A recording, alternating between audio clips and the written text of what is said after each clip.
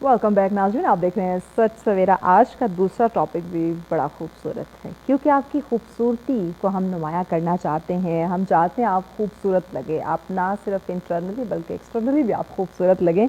और खूबसूरती की जो एक अलामत है सबसे बड़ी, वो है आपके बाल। वो खूबसूरत होना, पर कशिश होना बड़ा ज़रूरी है। अगर आपके बाल होंगे और अच्छे होंगे, हेल्दी होंगे, तो आपकी शख्सियत और खूबसूरत लगेगी। लेकिन अगर आपके बाल हैं, वीक हैं, अच्छे नहीं हैं, या कम हैं, या बिल्कुल ही नहीं हैं, तो यकीनन आप खुद भी थोड़ा सा आप सेल्फ़ कॉन्फिडेंस लूज़ कर जाएंगे। तो आपके बाल जो हैं, उनकी सेहत, उस पर कैसे हम फोकस कर सकते हैं, या कैसे पुरकशिश बनाया जा सकता है, इस पर हम बात करेंगे। और इस पर डिस्कशन के लिए हेयर एक्सपर्ट हमारे साथ हैं जी। डॉक्टर जवाद जहांगीर अब्बासी साहब हमारे साथ हैं। अस्सलाम वालेकुम डॉक्टर साहब।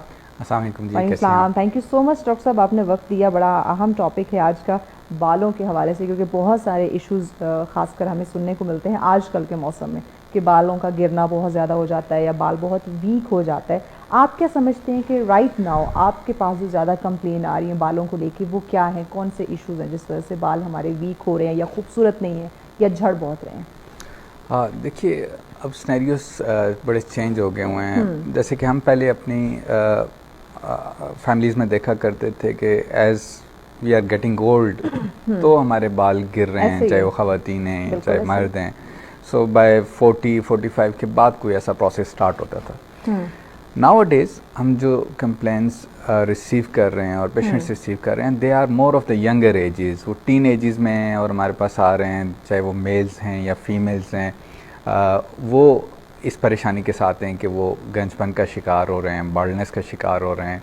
और जस्ट इन 17s 18s और 20 की एज में भी वो हमारे साथ बाल्ड स्पॉट्स के साथ और बाल्डनेस के साथ आ रहे हैं हमारे ठीक पास। है। अच्छा, ख़वातीन की अगर मैं साथ बात करूँ, क्योंकि हम देखते हैं हेयर ट्रीटमेंट ख़वातीन बहुत ज़्यादा ले रहे होते हैं, लेकिन आजकल मर्द हज़ार भी पीछे नहीं है, लेकिन ख़वातीन फिर भी जो है थोड़ा आगे हैं। डिफरेंट हेयर ट्रीटमेंट लेती हैं, कलर्स बहुत ज़्यादा करवा रही होती हैं। तो ख़वातीन के हेयर्स को लेके कौन से मसाइल, इन कलर्स या ट्रीटमेंट की वजह से, या कोई हार्मोन को लेके, उनके लाइफस्टाइल को लेके कोई इशू आ रहे हैं बालों के? देखिए, जो फीमेल्स में कॉजेज़ हैं हेयर फॉल की, दे आर डिफरेंट। ओके। एक ये पार्ट है जो आप कह रही हैं कि ठीक जो है। कॉस्मेटिक प्रोसीजर्स की वजह से अफेक्टेड हैं, एक ठीक तो है। वो हैं। बट आई वुड से कि मेजॉरिटी ऑफ देम जो हमारे पास आ रहे हैं, वो अब भी स्टिल जो है वो हार्मोन्स जिनके इम्बैलेंस हैं, वो लोग ज़्यादा आ रहे हैं हमारे पास। अच्छा। आयरन डेफिशिएंसी के साथ बहुत ज़्यादा फीमेल्स में आयरन डेफिशिएंसी बहुत कॉमन है। हाँ। सो अगर मैं लिस्ट डाउन करूँ थ्रू 2-3 कॉजेज़ जो मेजर फीमेल्स में हैं, तो वन इज़ हार्मोनल इम्बैलेंस, जिसमें ठीक है। पीसीओएस, ठीक है, इससे थायराइड पहले हम फंक्शन टॉपिक भी टेस्ट। डिस्कस कर रहे थे। जी हाँ, जैसे ठीक आप है। पहले भी डॉक्टर साहिबा से डिस्कस कर रही थी। पीसीओएस चूँकि ख़वातीन में बहुत ज़्यादा कॉमन है कॉमन है इन सही। Any age. Second is thyroid function test, उनके डीरेंज्ड हैं। अगर हाइपोथायराइड हैं, ओके। उनमें बाल बहुत कॉमनली गिर रहे होते हैं। हाँ। थर्ड इज़ जो फीमेल्स में आयरन डेफिशिएंसी है, मोस्ट कॉमनली पोस्टपार्टम प्रेगनेंसीज के बाद हेयर फॉल बहुत ज़्यादा कॉमनली बहुत, देखा हाँ, जाता है। ऐसे सो ही। ये 3 मेजर कॉजेज़ हैं। इसके अलावा भी बहुत सारी हैं, जिसमें स्ट्रेस फैक्टर्स हैं। पोस्टमेनोपॉजल ख़वातीन जो हैं, उनके भी चूँकि उस स्टेज पे हार्मोन्स में चेंजेस आ रही होती हैं, तो उस स्टेज पे भी बाल काफ़ी अच्छा, ज़्यादा यहाँ पे गिर रहे आपने होते ना हैं। कहा प्रेगनेंसी के बाद बाल झड़ना शुरू हो जाता है। ये बहुत सारी मिथ्यें भी हैं जो हम सुनते आ रहे हैं कि प्रेगनेंसी के बाद बच्चा जब थोड़ा सा बोलना शुरू करता है तो कहते हैं बाल झड़ना शुरू हो गए, जबकि ये नहीं देखते कि ये हमारे इंटरनली कोई हमारा हेल्थ इशू आ रहा है।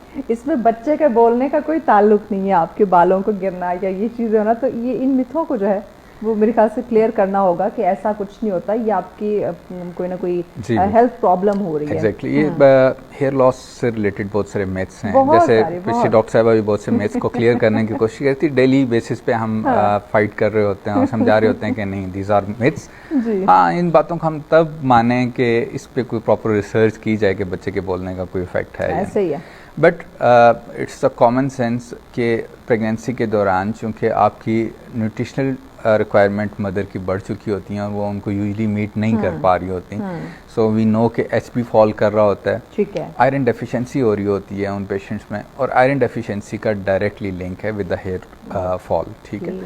सो आइडियली तो देखें, पहले भी आपके पास गायनोकोलॉजिस्ट बैठी हुई थी। आइडियली तो हमारी मेडिकल रिकमेंडेशंस ये हैं कि आप कंसीव करने से भी पहले कुछ मल्टीविटामिन्स आप स्टार्ट कर करें, बिल्कुल दें, ऐसे, ठीक है। absolute, उसके बाद ड्यूरिंग प्रेगनेंसीज आपके रेगुलर फॉलोअप्स होने चाहिए। Yes. आपको आपके डॉक्टर सप्लीमेंट्स एडवाइस करेंगे, बिल्कुल। बार बार आपके टेस्ट करेंगे। हाँ। सो यूजुअली ये कोई सारा किसी कुछ किस्म नहीं की हो रहा कमी होता। आपकी बॉडी में ना आ जी। रही हो।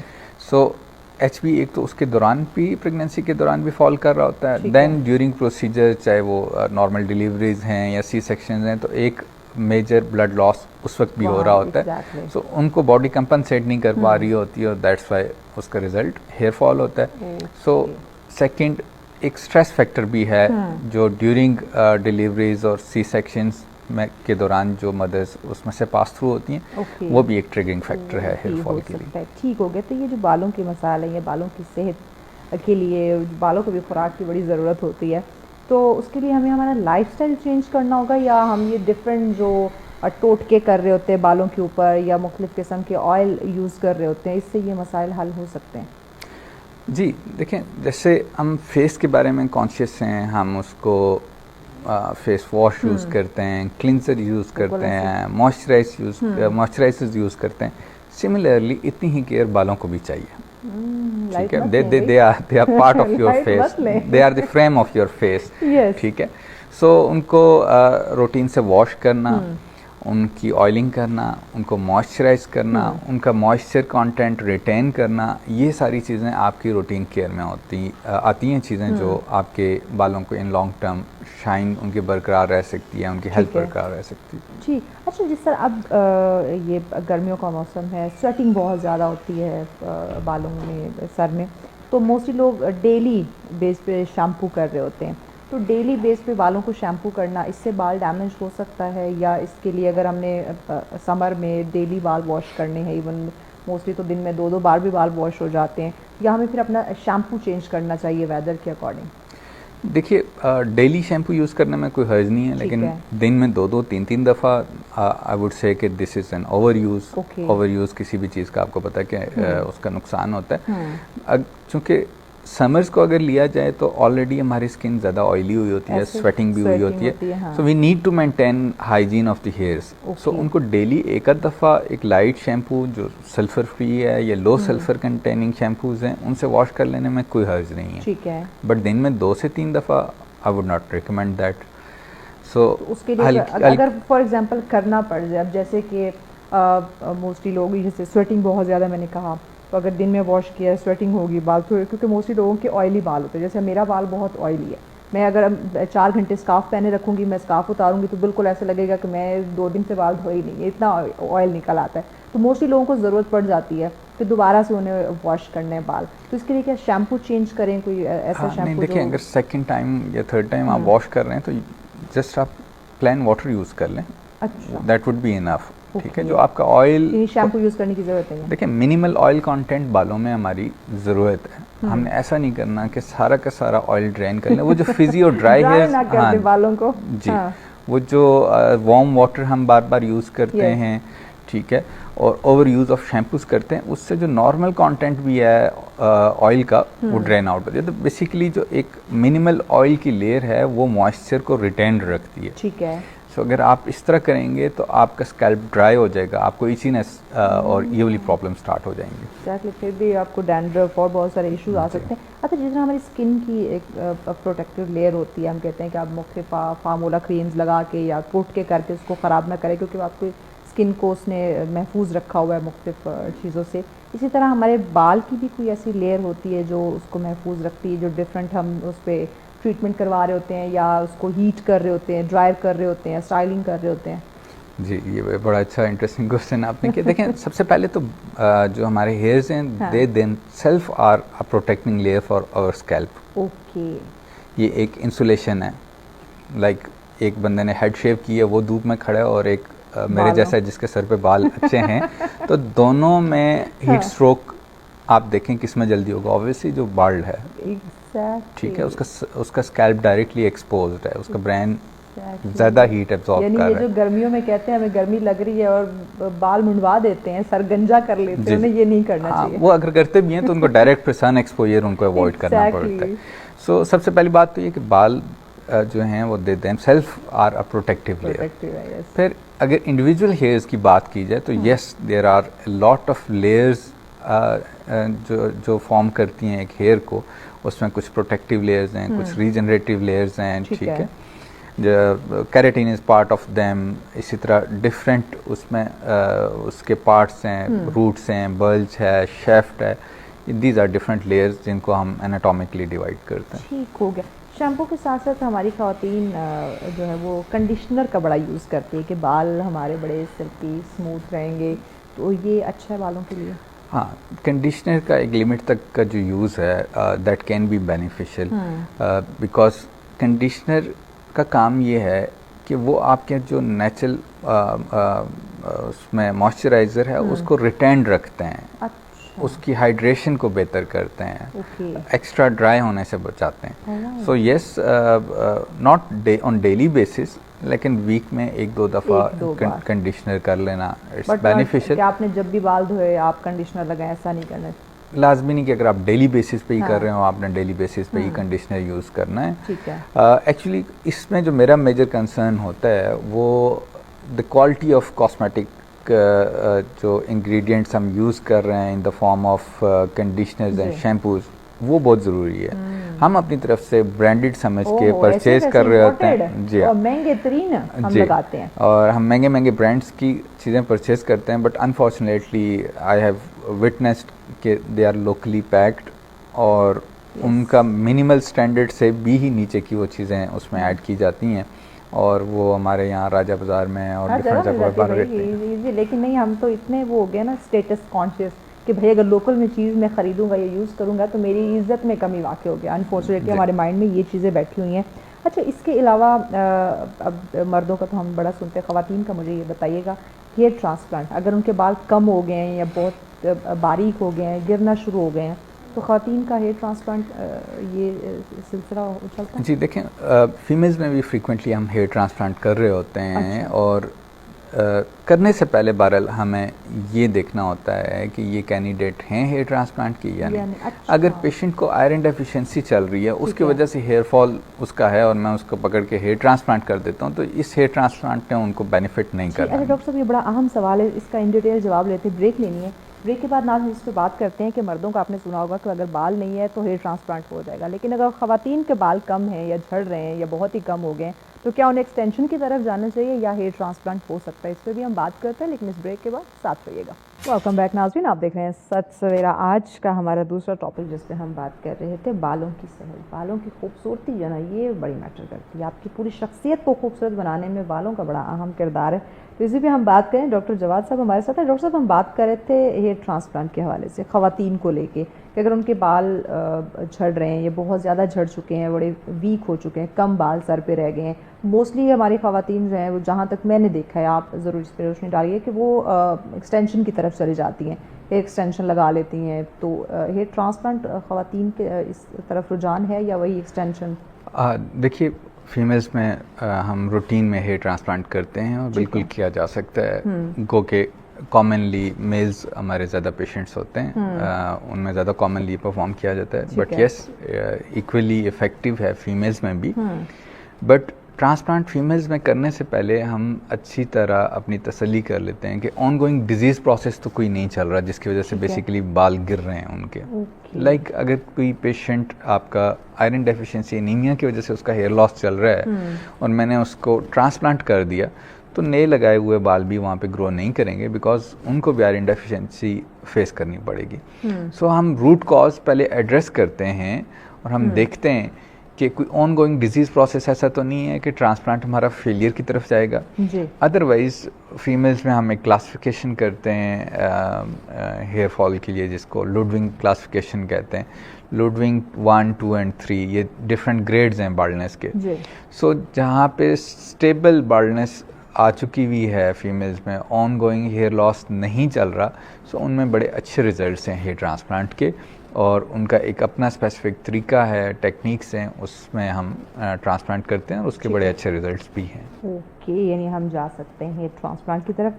अच्छा, शैम्पू आप कौन सा खास कर रेकमेंड करते हैं, किस तरह का होना चाहिए? क्योंकि हम जाते हैं मार्केट में, या तो इम्पोर्टेड शैम्पू हम ले रहे होते हैं, या बाहर से अगर हमारा कोई अजीज़ आ जा रहा हो तो हम उसके हाथों मंगवा लेते हैं, लेकिन हमें कैसे पता चले कि हमारे बालों के लिहाज से हमारे लिए कौन सा शैम्पू जो है वो बेस्ट रहेगा? किन चीज़ों को हमें मद्देनज़र रखना चाहिए? देखिए, सबसे पहले तो हम जो शैम्पूज़ रिकमेंड करते हैं वो आपके बालों की कंडीशन को देख के है। लाइक एक डैंड्रफ वाला पेशेंट है जिसको सेबोरिक डर्माटाइटिस चल रहा है, तो उसको तो मेडिकेटेड शैम्पूज चाहिए, ठीक है। उसको वो शैम्पूज चाहिए जिसमें कीटाकोनाजोल एडिड है, ठीक है, तभी उसकी डैंड्रफ को कंट्रोल किया जा सकता है। सो अदर देन दैट, अगर आप प्रोटीन शैम्पूज़ की बात करती हैं तो हम ये चाहेंगे कि उसमें लो सल्फ़र कंटेंट हो या सल्फ़र फ्री हो।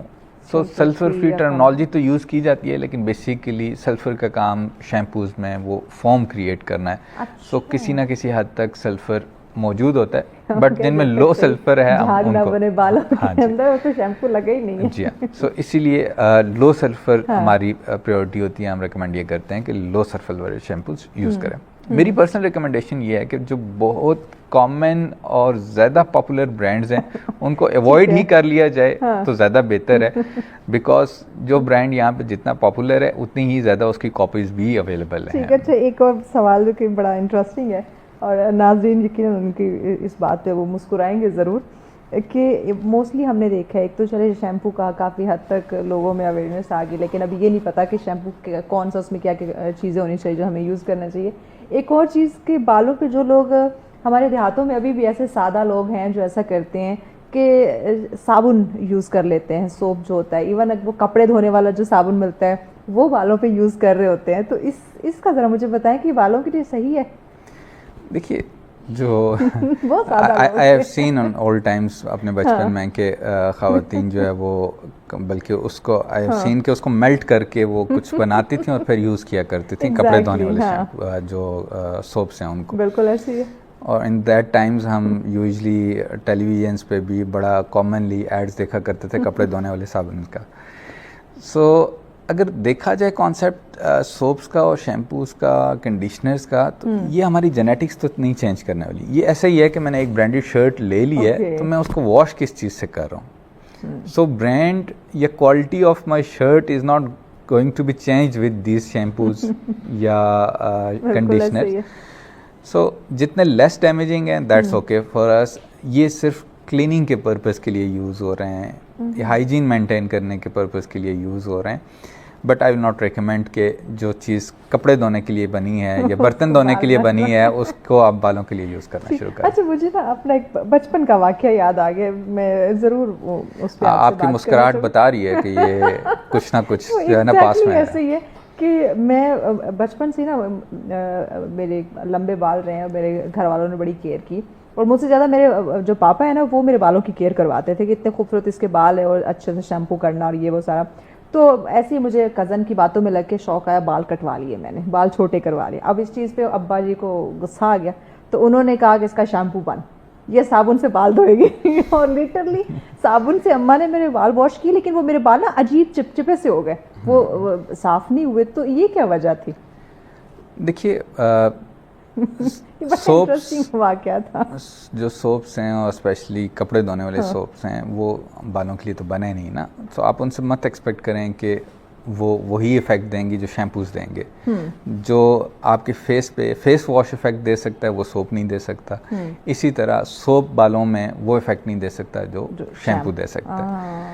सो अदर देन दिस जो आप स्पेसिफिक बात कर रही हैं, वहाँ पे हार्ड वाटर का भी बड़ा रोल होता है। अगर आपका वाटर हार्ड है तो वो वॉश ठीक से नहीं कर पाता, कंटेंट सोप का और फोम का रह जाता है। बस ये अब्बा जी की तरफ से ना ये मेरे लिए एक पनिशमेंट थी कि शैम्पू नहीं चलेगा, सोप से धो, और जब साबुन से साफ नहीं तो अम्मा कहती है उसके बाल साफ नहीं हो रहे, देखो उसके बाल जुड़ रहे हैं। तो कोई बात नहीं, बच्ची ये गलती हो गई, खैर ये गलती आप लोग ना करें, बालों की केयर करें।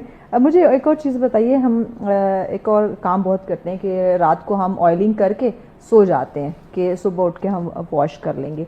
एक तो मुझे बताएं हमारे बालों के लिए, क्योंकि ऑयल भी बड़ा ज़रूरी है, अगर मुसलसल हम ऑयलिंग नहीं करते तो बाल खुरदरे हो जाते हैं, रफ हो जाते हैं, ड्राई हो जाते हैं। तो बालों के जो ऑयलिंग का सही तरीका है वो क्या है, कितने टाइम तक ऑयल लगा रहना चाहिए और कौन सा ऑयल हम यूज़ करें? देखिए, ऑयल कोई भी ऑर्गेनिक है, कोकोनट है, या आपकी चॉइस का कोई भी दूसरा है। मैं आप तो बचपन से सरसों का यूज़ करते हैं। आप सरसों का यूज़ कीजिए, हाँ, आप कोकोनट ऑयल बड़ा यूज़ अच्छा कीजिए, आप ऑलिव ऑयल यूज़ कीजिए।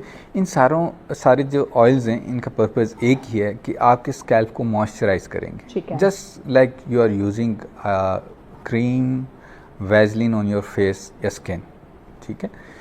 सो ऐसा नहीं है कि बालों में डायरेक्टली इन्होंने एब्जॉर्ब हो जाना है। ठीक है। They are going to moisturise the scalp, okay. और वहाँ से कुछ थोड़ा बहुत कंटेंट अगर इनका एब्जॉर्ब होना है तो होगा। ठीक है। सेकंड बेनिफिट इनका ये होता है कि यूजली जब हम ऑयल कर रहे होते हैं तो we do massage of the scalp, ठीक है। मसाज करते सो हैं। उसके डुअल इफेक्ट आता है, एक तो रिलैक्स करने वाला भी हमें, ठीक है। एंड सेकंड ये होता है कि आप जब मसाज कर रहे हैं अपने स्कैल्प का, तो उस एरिया का ब्लड फ्लो इंक्रीज करता है। सो हम बहुत सी मेडिकेशंस भी ऐसी स्प्रेज भी यूज़ करते हैं जो स्कैल्प की तरफ ब्लड फ्लो को इंक्रीज करते हैं। जब ब्लड फ्लो इंक्रीज होता है आपके बालों की तरफ, तो वहाँ पे ज़्यादा न्यूट्रिएंट्स पहुँचते हैं थ्रू ब्लड, और नशोनुमा के लिए हमें हेल्प करते हैं।